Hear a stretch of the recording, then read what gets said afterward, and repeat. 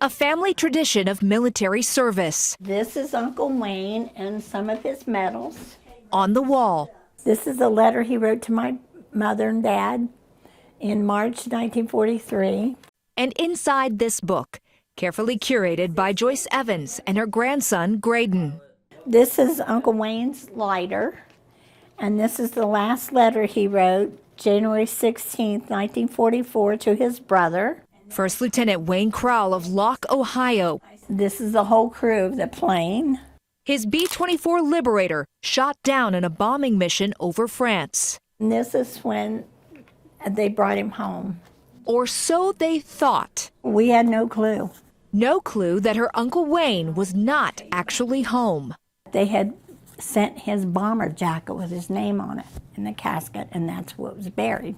News the family discovered after getting a call from the DPAA, the Department of Defense Prisoner of War Missing in Action Accounting Agency, a combat anthropology unit working to identify remains of missing Americans.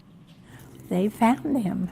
Reaching out to Joyce at her home in Johnstown for a DNA sample that would answer a question the family didn't even have. Not knowing for all this time, you know, it's hard to describe, really. Everybody thought he was already buried, and so when this kind of comes into play, then history kind of changes itself. It would take 2.5 years to confirm, leading Joyce and Graydon to dig deeper into the story of Uncle Wayne, a hero they'd never met. It's been quite a ride. With a clear mission now to make sure their hero is laid to rest at home.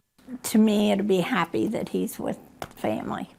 Yeah, and he's home instead of across the ocean. The first step is to receive him. So on an April morning in Johnstown, Army representatives quietly meet Joyce. Thank you so much. You're very welcome. Thank you.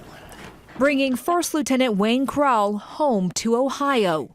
I'm just very, very humbled to be receiving him. After decades unknown. Bittersweet, but you know, it's a good thing.